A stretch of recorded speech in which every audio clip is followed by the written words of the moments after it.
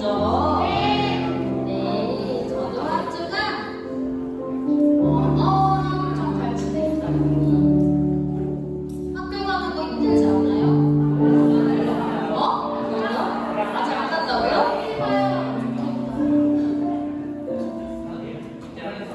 학교 가서도 하나님의 선한 손안 내고 선한 사람으로 나타낼 수 있는 중고가 되었으면 좋겠어요. 얘들아 이제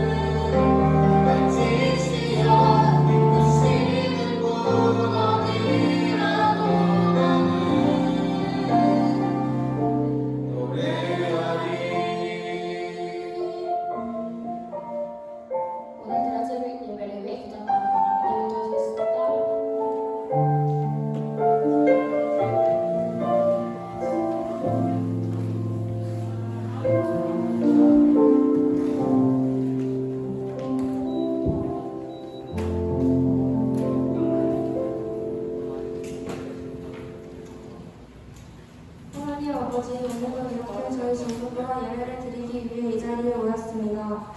코로나19로 인하여 모두가 지치고 힘든 상황이지만 예배를 드리기 위해 나온 중등부 친구들과 선생님들을 축복해주세요. 설교하시는 목사님께도 많은 은혜 내려주시고 나오지 못한 친구들도 다음 주에는 발걸음을 떼게 해주시어서 꼭 나올 수 있게 하나님 도와주세요. 많은 은혜 내려주시고 이 모든 말씀 예수님의 이름으로 기도드렸습니다. 아멘.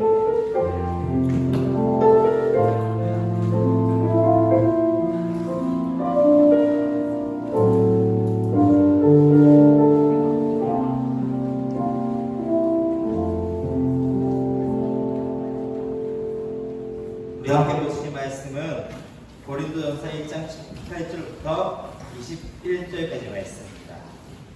고린도전서 1장 18절부터 21절까지 말씀입니다. 네, 성경책을 찾으시기 바랍니다.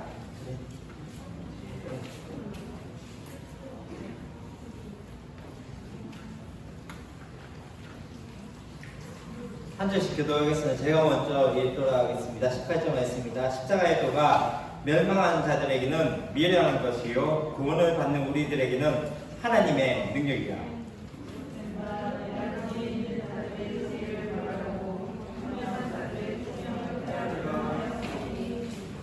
지혜 있는 자가 어디 있느냐? 선비가 어디 있느냐? 이 시대에 변론가가 어디 있느냐? 하나님께서 이 세상의 지혜를 미련하게 하신 것이 아니냐? 이 세상의 지혜로 하나님을 알지 못하므로 하나님께서 전도에 미련한 것으로 믿는 자들을 구원하시길 기뻐하시는도다. 그 다음에 어떻게 잘 지내시고 계십니까? 이제 대부분 이제 다음 주면 이번 주 수요일이면 다 학교 가죠. 축하드립니다. 이제 학교는 또 가운데 빨리 가야 돼. 너희들 안 가고 계획 보고 있었는데 가야지 이제 조금 낫지요. 네, 그렇게. 근데 코로나 때문에 지금 이제 우리가 밖에 돌아다니거나 또 어떻게 보면 여러 사람들끼리 함께 모이는 것들이 쉽지 않은 상황 가운데 있습니다. 오늘도 뭐 말이 잘 안 듣지만 끝까지 사회적 거리두기를 해야 되는 그런 상황 가운데 있습니다. 그리고 그렇기 때문에 어쩌면 우리가 점점 더 뭉쳐지지 않아요? 잠깐만요.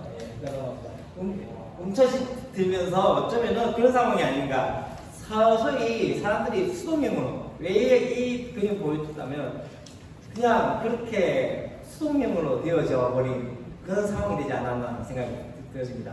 얼마 전부터 이제 교회관 확진자들이 또 나타나면서 이제 교회도 더 지금 좀 긴장 상태가 오고 있습니다. 예배드리는 것들 때문에 어떤 이야기가 나온다고 한번 물어볼게요. 교회에서 예배 꼭 드려야 된다. 손 들어봐. 교회 예배 드리는 거 맞다. 아니 교회 대신에 예배 그냥 좀 그렇게 예배 안 드리면 안 되냐? 너희들 매우 마음이 뒤에 거잖아.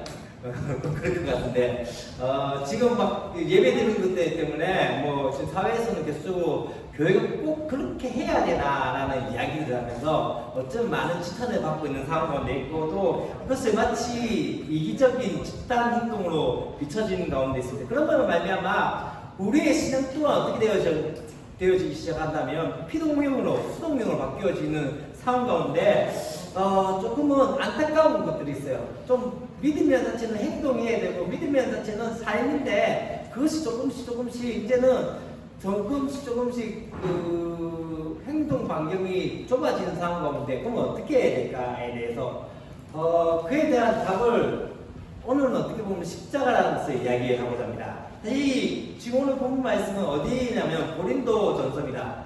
고린도란 지역은 어떤 지역이냐면은 고대 그리스 로마 때의 상황입니다. 이 당시에 발달된 도시가 어디가 있을까요? 어디가 있을까? 철학이 유명한 데가 어디 있을까? 몰라. 아테네. 그 다음에 군사력이 가장 강했던 나라. 스파르타였잖아. 그런 나라들이 이 당시에 있었고, 이 고린도 교회도, 이 아테네나, 그 다음에, 좀 알아. 내가 무슨 말을 하는 이유는, 너희들 나한테 못 당하지만 난 너희들한테 갈 수 있다. 얘야, 나 좀 봐라. 네 생각에. 자, 그 고린도란 지역이 마치 아테네나 그 다음에 스파르타처럼 철학이 많이 발달된 곳입니다. 철학이라는 것이 어떤 것인지 아세요? 철학을 영어로 뭐라 하게? 아이언하게 아이언 스터디야 그렇지 않고 필로소피아라고 하죠. 그래서 어떻게 지혜를 사랑한다라는 의미입니다. 그러니까 지혜를 사랑한다는 의미는 그만큼 자신들이 지혜가 있다고 자부했고 또한 그렇게 자랑했던 것이 바로 고린도 지역이었습니다. 그렇기 때문에 이 고대 그리스의 철학이 오늘날에도 계속적으로 이 철학들이 계속적으로 보여지고 또 우리가 공부를 하고 있는 그만큼 크게 발달되었던 것이 바로 철학이었던 거죠. 그렇다면 이 고린도 지역에서 복음은 어떤 역할이었을까요? 기독교는 어떤 상황으로 보여졌을까요? 과연 매력적인 종교였을까요? 사실 그들에게 참 지혜라고 생각하고 참 지혜자는 어떤 사람이냐면 무엇인가를 깨닫고 그 다음에 수많은 제자들을 거느리면서 그 가운데서 자신의 영향력을 미칠 수 있는 그런 사람들, 많은 학문을 알고 제자들을 키우고 세력을 가진 사람이었어요. 그렇기 때문에 어쩌면은 지금 이 복음은 예수님은 어떤 상황이었다면요, 보세요. 젊은 나이에 비참하게 십자가 형틀에 죽었던, 그렇기 때문에 어떻게 보면 그분을 참 지혜자라고 보일 수 없는 상황이었죠. 그렇기 때문에 18절 말씀에서 어떻게 얘기하냐면요, 십자가의 도가 멸망한 자들에게 무엇과 같다? 미련한 것이었다.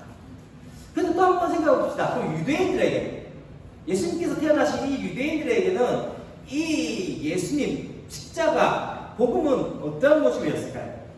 그 당시에 이 로마가 죄송합니다. 이 유대인은 로마의 압제 가운데 있었습니다.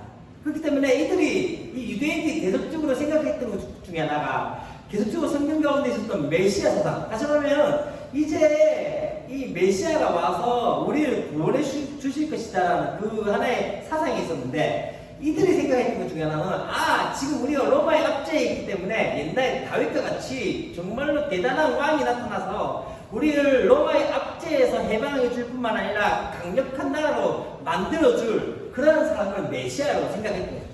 그런데 메시아라고 이야기했던 예수님에 대해서 어떻게 보았다면 33세에 그것도 십자가의 형편에 가장 흉악하게, 그렇게 흉악한 형벌 가운데 아무런 정황도 없이 죽었다는 사실 가운데, 어쩌면 그들 가운데 유대인들에게도 이 예수님은 정말로 메시아라고 볼 수 없는 거죠. 그렇기 때문에 지금도 아직도 여전히 이 유대인들은 메시아를 기다리고 있는 가운데 있습니다. 그렇다면 오늘 읽지 않았지만 22절 말씀 한번 볼까요? 22절 말씀에 함께 읽어볼까요? 시작. 22절입니다. 시작. 자, 이 말의 의미는 뭐냐면 유대인은 표적을 구한다는 의미가 무엇일까요? 지금 유대인들이 원했던 사람은 누구였다면 바로 메시아입니다. 메시아는 강력한 힘을 가지고 있고 나라를 통치할 수 있는 능력, 또 다시 이야기하면 이 로마의 압제에서 구원할 수 있는 하나의 강력한 힘을 가진 존재, 그런 사람을 위해서 표적, 이적을 나타낼 수 있는 그런 사람을 원했던 것이죠. 또 두 번째는 뭐라고 합니까? 헬레인들은, 이방인들은 무엇을 구한다고요? 바로 지혜를 구하는 거. 참 지혜자, 좀 똑똑해가지고 어떤 사람들에게 어떤 철학적인, 소위 말하면 좀 요즘 이야기하는 도울 선생님 같은 경우는 막 그게 말이야! 이러지 않습니다. 미안합니다. 그렇게 하면서 무엇인가 사람들에게 영향력을 미칠 수 있는 그런 사람을 원했던 것이죠. 그렇다면 여러분은 어떠하십니까? 만일 유대인들은 표적을 구하고 헬라인들은 지혜를 구하는데 여러분은 뭘 구하겠습니까? 여러분들에게 예수님은 어떤 존재가 나타났으면 좋겠습니까? 여러분들의 어떤 부족한 부분들은 외모적인 부분이나 집에, 집 가정이 어떻게 좀 잘 살았으면 좋겠고, 또 어떻게 했을까요? 내가 좀 키가 더 컸으면 좋겠고, 또 이뻤으면 좋겠고, 또 핸드폰 같은 거 좋은 것을 가지고 싶었으면 좋겠고, 그런 것을 채워줄 어떠한 존재, 그렇게 생각하고 있지 않을까요? 그래서 어쩌면은 사실 복음이 그런 것들을 채워주지 않습니다. 여러분 키는 아무도 키워주지 않습니다. 여러분이 커야 됩니다. 예. 여러분의 핸드폰은 항상 똑같이 되어 있습니다. 그것을 채워줄 수 있는 복음이 아닙니다. 그렇기 때문에 어떻게 보면 중딩들에게는 복음이 따분하고 지루한 것일 수 있을 것 같습니다. 그런데 바울은 그러한 이야기에 대해서 인정하면서 그가 이야기하는 무엇을 이야기합니까? 18절 하반절에 구원을 받는 우리에게는 무엇이 된다? 하나님의 능력입니다. 라고 말씀을 하고 있습니다. 왜? 이 십자가의 도가 어떻게 강력하게 신뢰할 수 있는 것은 무엇일까요? 그 힌트는 바로 능력입니다. 능력을 다른 말로 이렇게 이야기했습니다. 다른 말로 이렇습니다. 뭔지 아십니까? 헬라어로 디나미스라고 이야기하고 이 말에서 무엇이 나타났다면요, 다이나마이트라는 바로 폭탄을 의미하는 그 단어가 파생이 되었던 것이죠. 디나미스라는 것이 어떤 것일까요? 힘이라는 것이고 어떤 능력이라는 것은 강력한 폭발을 할 수 있는 폭발력을 가지고 있는 것이 바로 하나님의 능력이라고 말씀합니다. 하나님의 능력이 임하는 곳에 강력한 파장이 일어나고 하나님의 능력이 있는 곳에 강력한 변화 역사가 일어난다는 거죠. 다이나마이트 하나 폭발되어지면 어떻게 됩니까? 그것으로 끝난 것이 아니라 산이 무너지고 또한 모든 것이 다르게 되어지는 그 역사가 되어지는 것이죠. 그래서 그것을 가장 쉽게 이야기하는 것이 무엇입니까? 사도행전 1.8절 말씀 이렇게 합니다. 오직 성령이 너희에게 임하시면 너희가 권능을 받고 예루살렘과 온 유대와 사마리아와 땅끝까지 이르러 내 증인이 되리라.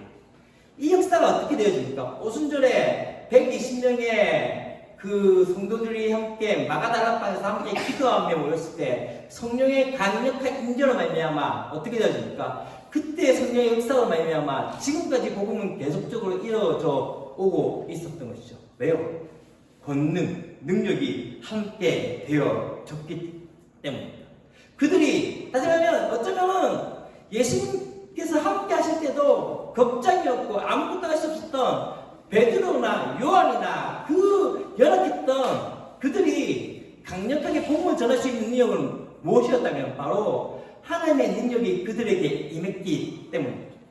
이것이 바로 십자가의 복음의 능력입니다. 십자가에서 죽으신 예수 그리스도의 부활을 믿고 그를 주로 고백하는 자들에게 바로 이러한 능력이 주어지고 성령께서 우리와 함께 하신 말미암아 초대교회 같은 역사들이 우리의 삶 가운데도 분명하게 일어날 수 있다는 거죠. 여기까지는 이제 조금 쉽게 좀 설교를 했습니다. 이제 물어볼게요. 여러분에게는 십자가는 무엇입니까? 여러분에게는 십자가는 어떤 의미입니까? 이것이지 않습니까? 그냥 액세서리, 그냥 집에 예쁘죠? 그냥 한번 걸다가 오고 그냥 일주일에 한 번씩 교회 나오면 그냥 옛날 이야기 듣는 그 형태. 여러분, 십자가는요 어쩌면은 우리 가운데 능력이라고 말씀하고 있고 우리의 삶을 변화시킬 수 있는 능력이라고 이야기하고 있습니다. 십자가는 명사가 아니라 동사입니다. 명사는 무엇입니까? 책상, 이거 뭐죠? 탁자, 또 뭐 종이 이런 것이지만 동사는 어떤 것입니까? 행동하는 거죠. 달리다. 다음에 무엇이 있을까요? 달리다, 달리다, 또 이야기하면 똑바로 부르짖다, 번신하다, 사랑하다 무엇인가를 나타내는 십자가는 다시 말하면 역동이고 반응이고 움직임입니다. 제가 한 영상을 이제 보게 될 텐데요. 준비됐나? 정원아?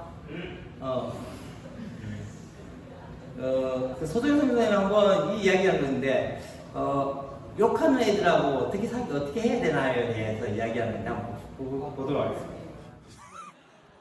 자, 일단 우리 기독교인들에게 바뀌어야 될 새해의 관점을 하나 소개하자면, 죄인이라는 인식이에요. 우리에게 중요한 것은 구분이 아니라 구별입니다. 세상 땅은 주께서 등진 땅이 아니라 주님께서 자신을 쏟으신 땅이에요. 기독교인이 된다는 것은 호텔에 걸려있는 예쁜 흰색 커튼이 되는 것이 아니라 흰색 걸레짝이 되는 거죠. 더러운 곳에 가서 더러운 걸 닦으랬더니 더러운 곳에 가서 더러운 걸 욕하고 있으면 그는 기독교인으로서의 기능이 없는 거예요. 여러분, 세상은 우리가 두려워하거나 밀어내야 되는 대상이 아닙니다. 여러분, 소금은 무슨 색이죠? 흰색이죠. 근데 평소에 생각하세요? 생각 잘 안 합니다. 저 고추장은 빨간색, 된장은 된장색. 우리 다 알잖아요. 근데 소금을 가지고 색깔놀이 잘 표현 안 해요. 아, 예쁜 흰 눈이 내린다. 소금 만지면서 너무 예쁜 흰 소금 안 그래요. 왠지 아세요? 소금은 자기 색을 주장하지 않아요. 김치찌개에 소금을 넣는 것은요, 그 김치찌개의 맛을 살리는 거지, 김치찌개가 소금찌개가 되길 원해서 그러는 게 아니라니까요. 우리에게 너희들은 세상에서 빛과 소금의 역할을 감당하라고 하는 것은 정확하게 얘기해서 무엇이 거룩인지를 얘기해 주는 거예요. 우리에게 소금의 사명이 있다는 거라고요. 우리가 빛이라면 여러분, 우리의 사명은 그냥 빛이에요. 왜 우리가 어둠 속에 있어야 할까요? 빛이기 때문이에요. 저는 어둠 속에서 예수를 만났어요. 사람들이, 난 똑같아. 사람들이 나한테 그래요. 너 예수 만났다면 이젠 거기 가지 마. 거기 가지 마. 근데 제가 거기 가지 않았다면 지금과 같은 교회는 할 수 없을 거예요. 그렇죠? 보세요. 나는 어떻게 느꼈냐면, 사람들이 그래요. 넌 이제 예수를 만났으니까 양지에 있어. 예수 만났다니까 빛에 있어. 난 이상했어요. 내가 빛이 된 이유는 빛이기 때문이에요. 그냥 빛의 자리는 어둠이라고요. 그런데 내가 빛이 됐으니까 빛들과 있다면 여전히 예수는 빛으로서 어둠 속에 계시는데, 그럼 나는 예수를 고려장시키는 거 아니에요 지금? 나를 구원하신 나의 영적인 부모를 어두운 곳에 내려두고 나는 나와 있겠다는 거잖아요. 여러분, 통계를 보면요, 한국교회가 많이 위축되고 있다고 해요. 청년들 많이 없어진다고 해요. 근데 그 통계를 제가 사실은 많이 인정하지 않아요. 왠지 아세요? 깊은 곳까지, 외곽까지 채점이 이루어지질 않아요. 왠지 아세요? 기존의 교회들이 거기까지 복음이 가고 있다는 상상 자체를 안 하거든요. 여러분, 제가 종로 활락가에 토요일날 오시면 절 볼 수 있다면 믿으시겠어요? 제가 10몇 년 동안 이 일을 하면서 활락가에서요, 예수를 전하는 사람을 본 일이 없어요. 전혀 없어요. 제가 한 번은요, 방송에서 그 매춘 글에 들어가서 그 몸을 파는 여성, 직업 여성을 전도하는 내용을 동의하에 녹음해서 방송을 내보낸 적이 있어요. 그분에게 물어봤어요. 누군가 다른 사람이 이곳에서 예수를 전하는 게 경험한 적이 있냐?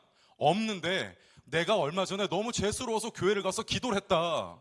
우리 목사님이 그러는데 어디에나 하나님이 계신다고 하는데, 그러면 내가 일하는데도 하나님 있다는 걸 보여줘야 되지 않겠냐? 라고 하고 내가 들어왔답니다. 어둠이 바로 빛이 있어야 할 공간이에요. 제가 만약 그곳은 더럽다고 가지 않았다면 하나님의 그 계획과 하나님의 운행하심이 온전히 이루어졌겠어요? 우리가 고민하는 것은 그들과 썩거냐 말 거냐 하는 것이 아니라 소금으로서 거기에 뿌려져서 내 색을 내지 않고 사라지는 거예요. 여러분들의 색을 내려고 하는 것이 아니라 그것을 생명으로 더 맛있게 바꿔내세요. 그게 우리 기독교인들이 해야 되는 일이라는 겁니다. 잘 보셨습니까? 안 봤나? 왜 갑자기 조용하나? 여러분, 복음은 하나님의 능력이라고 이야기하고 있어요. 다시 말하면 우리가 예수 그리스도를 나의 구주 영접하게 되어질 때부터 복음은 우리 가운데 하나님의 능력이 되어질 거죠. 사실 사람들은, 세상 사람들은 계속적으로 이야기해요. 그 미련한 거. 왜? 아무리 봐도 지혜롭지 않아요. 그래서 십자가에 달려 죽은 거. 그냥 한 33세의 한 젊은 한 사람이 그냥 힘없이 또 죽었던 이야기. 또한 유대인들에게는 그냥 그렇게 메시아로 생각할 수 없는 그런 사람. 왜요? 강력한 어떤 힘을 가지고 있는 존재로서 돼야 되는데 그렇지 않고 그냥 힘없이 그냥 십자가에 달려준 한 사람. 그런데 중요한 건 뭘 이야기하냐면요, 복음은 모든 믿는 자에게는 하나님의 능력, 다이너마이트와 같은 존재가 되어진다는 거죠. 내 안에 그 다이너마이트가 있다는 것은 무엇을 의미할까요? 내 삶을 통해서 하나님께서 뭘 나타낸다면요, 마치 아까 이야기했던 것처럼 욕하고 있는 친구들하고의 관계 가운데 내 삶 가운데 그것을 변화시킬 수 있는 능력이 우리 가운데 있다는 거예요. 아멘? 내 삶 가운데 무엇이 있다면요, 내 안을 통해서 한 사람 한 명의 영혼들을 변화시킬 수 있는 능력을 가지고 있다는 거예요. 저 또한 여러분, 사실 제가 중3 때부터 예수 믿었어요. 그때까지 아무도 저에게 복음을 알려주지 않았어요. 근데 한 친구의 그냥 그렇게 전했던 그 복음이 저를 여기까지 인도하시죠. 여러분에게 복음이 뭘까요? 적어도 내게 그런 것을 가지고 있다면 그런 영향력이 있게 되죠. 내가 이 옆에 딱 보면 얘가 미쳐요. 왠지 아세요? 왠지 아세요? 무서워서. 맞아요. 비슷해. 왜냐면 내가 하면은 이 친구는 분명히 내가 가는 것을 보고서 느끼기 때문에 그거에서 들어가든지 아니면 또 안을 수 있든지 어떤 반응이 나타나요. 그런데 만약에 내가 갔는데 아무 반응이 없다는 뭔지 아세요?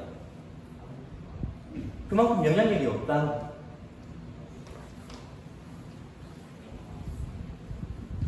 복음은 영향력이에요. 복음은 능력이고, 복음을 통해서 어떤 이야기가 난다면, 복음을 통해서 모험을 어떻게 해야 하나요? 적어도 어떠한 파장을 만들어 갈 수 있어야 돼요. 왜요? 내 안에 그 예수 그리스도를 통해서 변화된 그 역사를 이제는 누구에게, 다른 친구에게 나타나야 돼요. 우리 10대 사람들도 그래요. 물방울 하나에 똥 떨어지면 어떻게 되죠? 잔잔하게 퍼져가요. 마치 바다가 그냥 그렇게 아무 느낌은 요동이 없는 것이 아니라 조그만 파장이 파도를 일으킨 것처럼, 또한 조그만 역사들이 나비 효과를 이룬 것처럼, 나비가 한번 날갯짓한 것이 다른 곳에, 먼 곳에서는 태풍이 되는 것 같죠. 그 역사, 그게 바로 복음의 능력이고 복음의 역사예요. 적어도 우리의 삶 가운데 복음의 역사는 일어나요.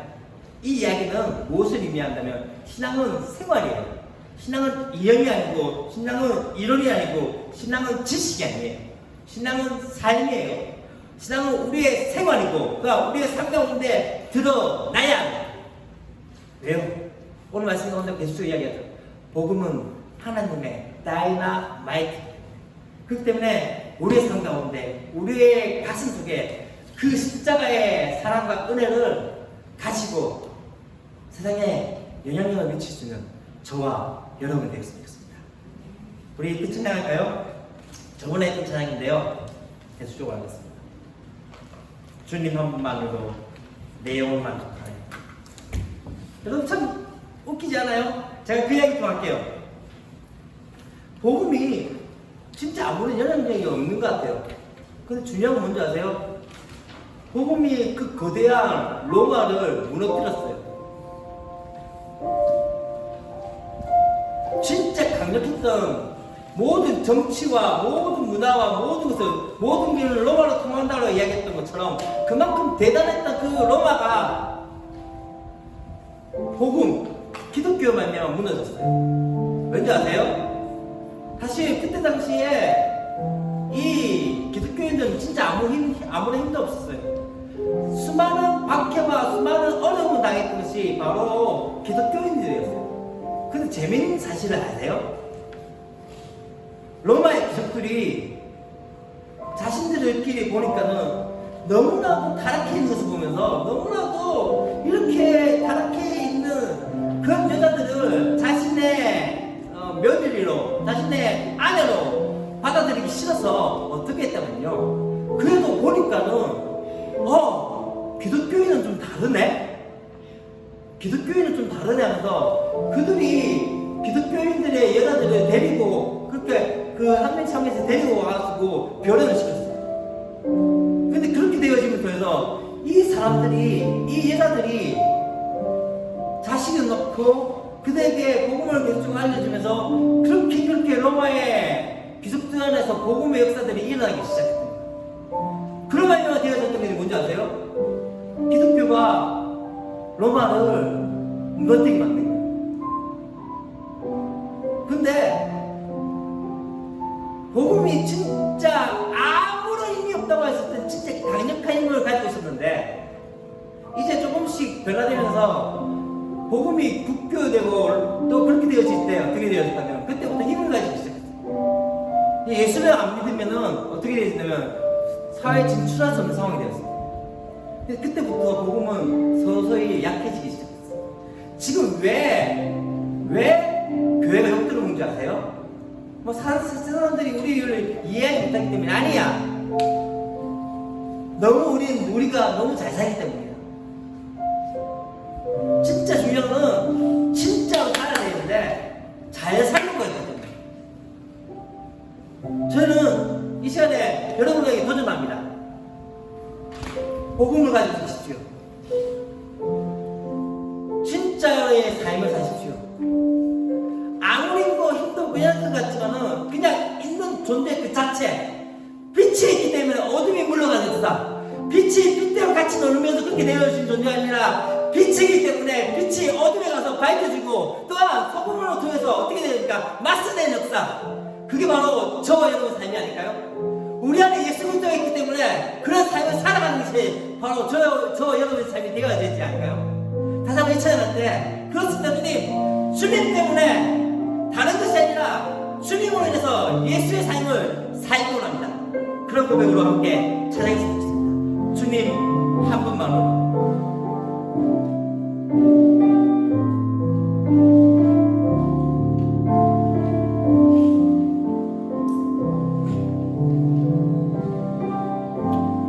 주님 한 분만으로 내 영혼 만족하네. 다른 종류의 즐거움 날 채울 수 없네. 주님 한 분만으로, 주님 한 분만으로 내 영혼 기뻐하네. 내 영혼 기뻐하네. 세상이 주는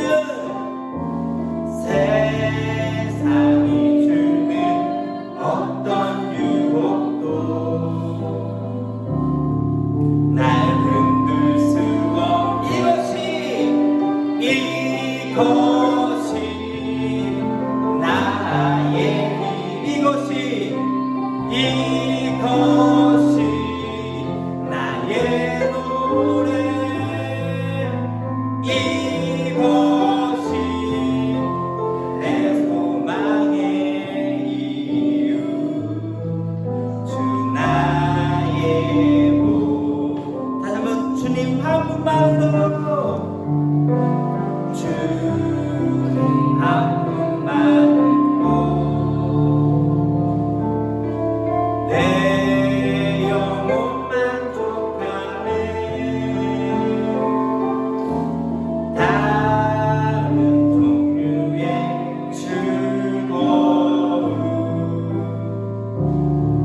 날 채울 수 없네. 주님 한 분만으로, 주님 한 분만으로 내 영혼 기뻐하네. 세상이 주는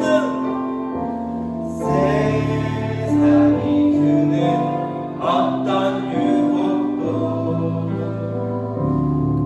날 흔들 수 없네. 이것이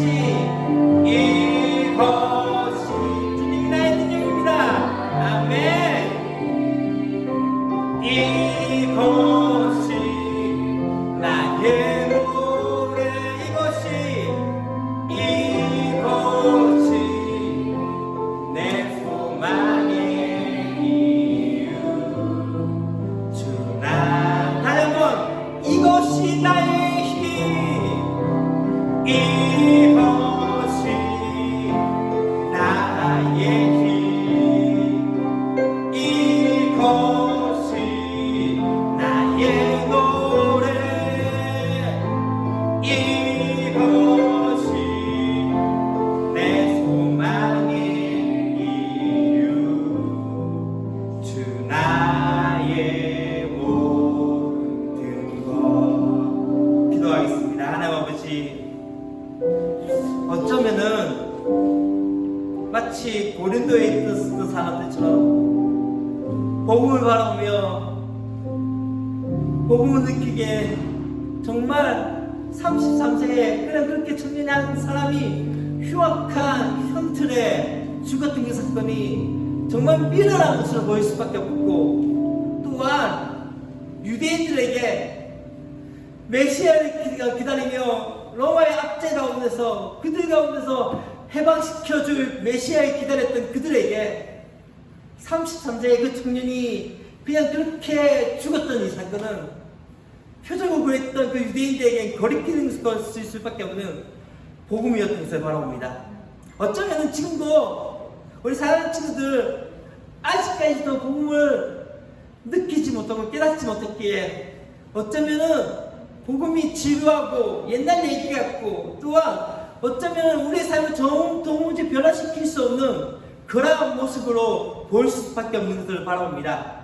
그러나 오늘 바울이 얘기했던 것처럼 복음은 하나님의 다이너마이트, 하나님의 능력이 됨을 오늘 말씀 가운데 들었습니다. 주님,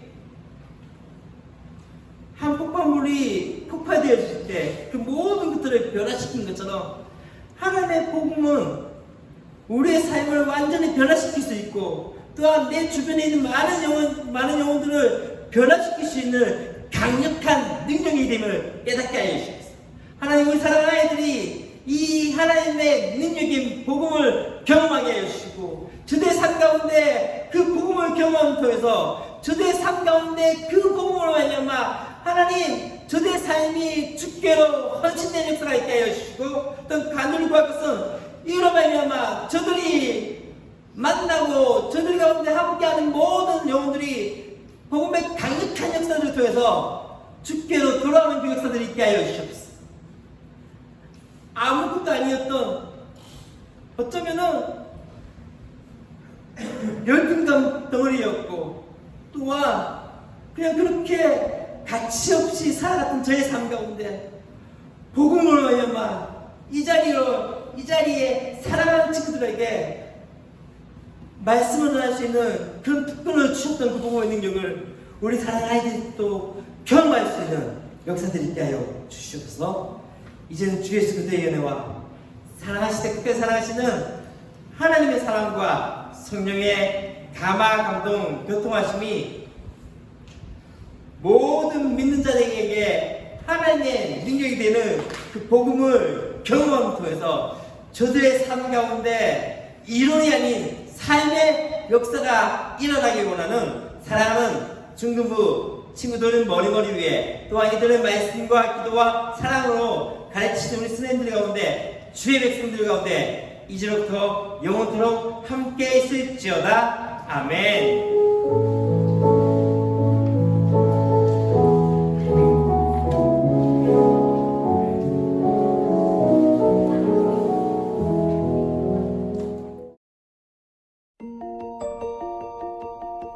로빈슨 크루소 두 번째.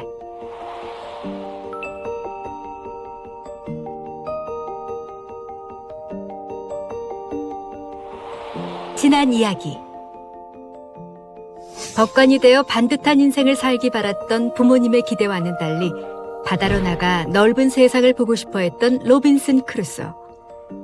결국 부모님을 떠나 8년 동안 파란만장한 삶을 살다가 노예무역을 위해 아프리카로 향하던 그는 폭풍을 만나 배가 좌초되고 혼자 살아남아 무인도에 표류하게 되었다. 절망 가운데 희망을 발견하고 기도하던 중 상자에서 우연히 한 물건을 발견하게 되는데, 내가 부모님을 떠난 지 정확히 8년이 지난 1659년 9월 30일, 나는 이 섬을 절망의 섬이라고 불렀다. 10월 1일부터 10월 24일까지 뗏목을 만들어 배에서 물건들을 실어 날랐다. 이곳은 나의 왕국이다. 배에서 가져온 연장들로 나의 섬을 만들기 시작했다. 그러다 문득 하나님께서 세상 모든 것을 만드셨다는 생각이 들었다. 하나님께서 창조하셨다면 그분의 뜻대로 다스리고 움직일 것이라고 느꼈다. 그러자 곧바로 분노가 솟구쳐 올랐다. 도대체 하나님은 나에게 왜 이러시는 걸까? 내가 도대체 무슨 짓을 했길래 내가 이런 고통을 겪어야 하나? 그러다 배에서 가져온 상자가 떠올랐다.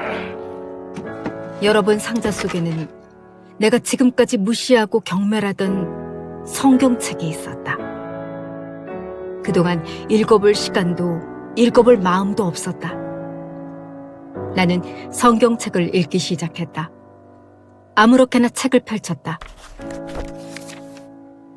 처음 눈에 들어온 구절은 환난 날에 나를 부르라. 내가 너를 건지리니 네가 나를 영화롭게 하리로다. 아, 지금 나에게 딱 맞는 구절이다. 놀란 나는 지금까지 단 한 번도 해본 적이 없는 행동을 했다. 무릎을 꿇고 하나님께 기도하면서 이렇게 힘들고 고통스러운 날에 그분을 찾으면 구해주신다는 약속을 의지했다. 다음 날 아침부터 신약 성경을 읽기 시작했다. 내가 지금까지 얼마나 악하고 방탕하게 살았는지 떠올랐다. 사도행전 5장 31절에서 회개함과 죄사함을 주시려고 그를 오른손으로 높이사 임금과 구주로 삼으셨느니라 라는 말씀을 읽자마자 성경을 내려놓고 큰 소리로 기도했다. 태어나서 간절히 기도한 것이 그날이 처음이다. 그때부터 하나님은 내 기도를 듣고 계신다는 확실한 믿음이 생겼다.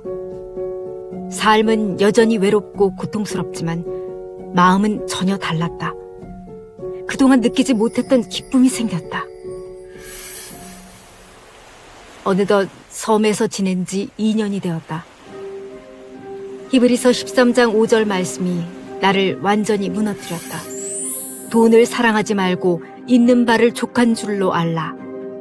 그가 친히 말씀하시기를 내가 결코 너희를 버리지 아니하고 너희를 떠나지 아니하리라. 그 구절은 지금 나에게 하시는 말씀 같았다. 그렇다. 하나님이 날 버리지만 않는다면 세상이 나를 버린다고 해도 아무런 문제가 될 것이 없다.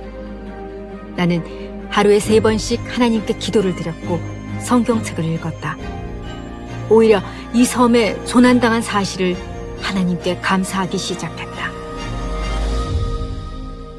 나는 이 섬에 산 지 20년이 넘는 동안 한 사람의 그림자도 볼 수 없었다. 외로운 생활을 끝내고 싶다는 생각이 간절히 들었다. 목숨을 걸고 이 섬을 떠날 계획을 세웠다. 새벽에 우연히 카누 6척이 정박해 있는 것을 발견했다. 야만인들이 카누를 해안에 두고 이 섬에 온 것이다. 도대체 몇 명이 왔는지 알 수 없었고 순식간에 공포심이 나를 사로잡았다. 수풀에 숨어 망원경을 보면서 야만인들이 나타나기를 기다렸다. 야만인들 30명 정도가 나타났다. 그들은 이상한 춤을 추기 시작했다.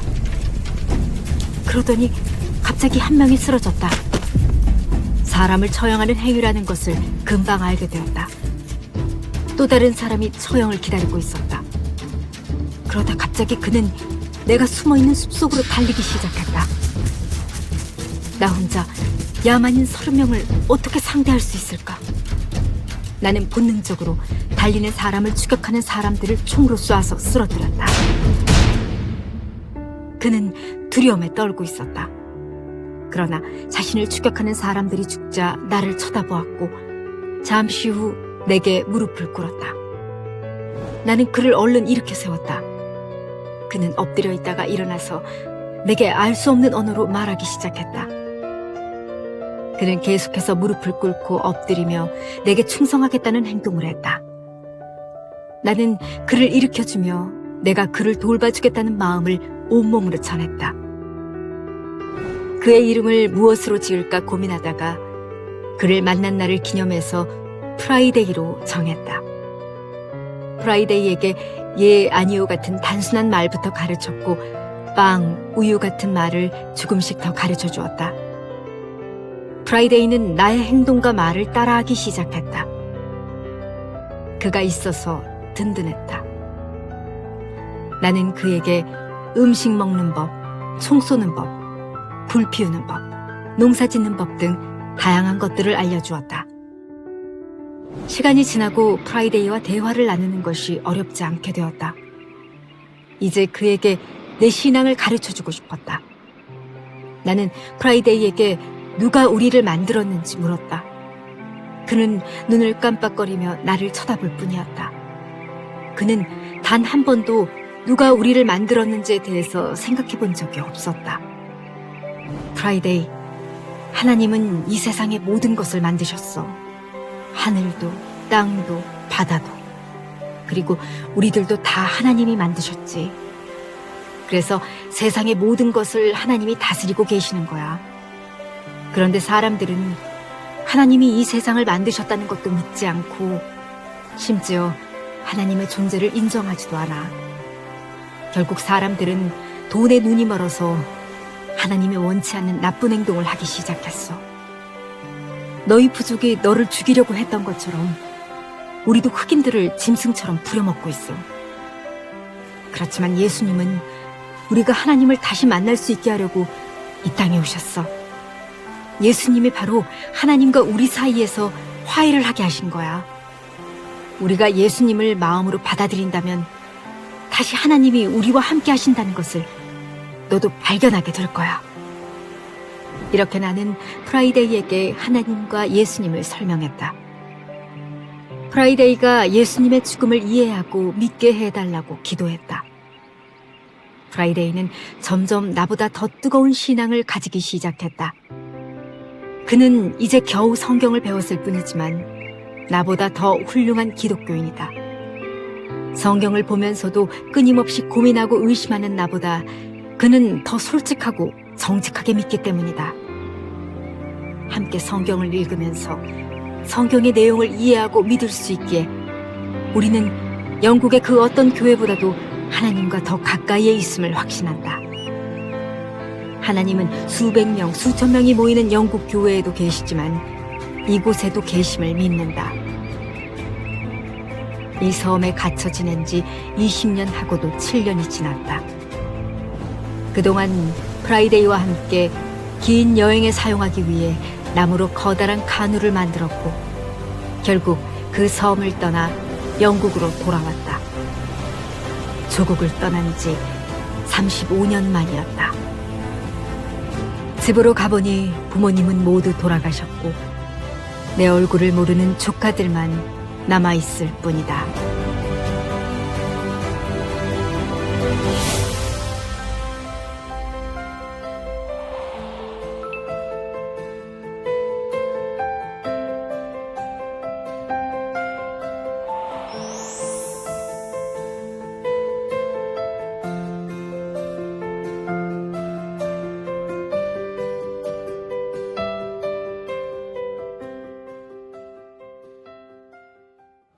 좀 정리를 할게요.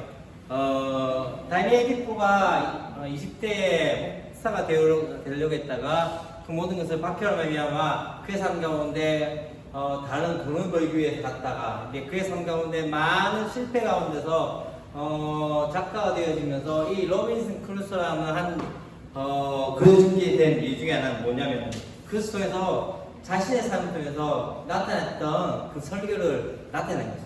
뭘 얘기했다면 이 로빈슨 크루소가 지구에 떠나서 나가려 했던 이유 중에 하나가 무엇이었죠? 돈을 벌기 위해서.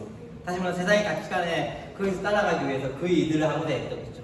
그러면 계속적으로 돌아오기 위한 수많은 그 조난과 많은 어려움들을 겪게 되면서도 여전히 그 세상 그것들을 따라가다가 끝내는 완전히 조난을 당하게 되어지면서 그의 인생 가운데 수많은 고난을 당하게 돼요. 어쩌면은 이게 다니엘 디포의 삶과 똑같은 거죠. 자기가 목사의 삶을 목회의 길 가고자 했지만은 그렇지 않고 다른 길로 갔다가 완전히 실패된 삶을 살아갔던 모든 사람들을 그와 같이 조난당한 그 모습들로 가게 되어졌던 것이죠. 근데 중요한 것은 그 가운데서 이야기하는 것은 뭐냐면 그것이 로빈슨 크루소를 망하게 하는 것이 아니라 도리어 그것을 통해서 한 가지 중요한 것은 뭐냐면요. 바로 하나님을 만나게 된 기회가 되었던 거죠. 참 재밌는 건 제가 어른 설교 가운데서 제가 좀 하고 싶은 설교 중에 하나가 광야예요. 광야. 어떤 생각이 드세요? 멋있을 것 같아요? 광야. 딱 앞에 딱 있으면은 아무것도 허허 벌판에 나 혼자 있다고 생각해요. 어디로 가야 할지 모르는 그 상황인데 어쩌면 광야라는 것은 진짜 어렵고 힘들고 좌절될 곳인데 성경에서 참 재밌는 것 중에 하나는 하나님께서 우리 믿는 모든 사람들에게 광야를 허락하셔요. 그 이유가 뭐냐면 하나님의 음성을 들을 수 있는 것이 바로 거기거든요. 어쩌면 다니엘 디포의 로빈슨 크루소에도 그 이야기를 하게 돼요. 그리고 맨 마지막에 프라이데이에서 뭘 이야기한다면 복음에 대한 실체를 이야기하면서 이 책이 다시 말하면 로빈슨 크루소의 이야기가 그냥 단순한 사회 인박적인 책이 아니라 더 중요한 거는 이 안에 복음이 있고 설교가 있다는 것을 나타내는 거예요.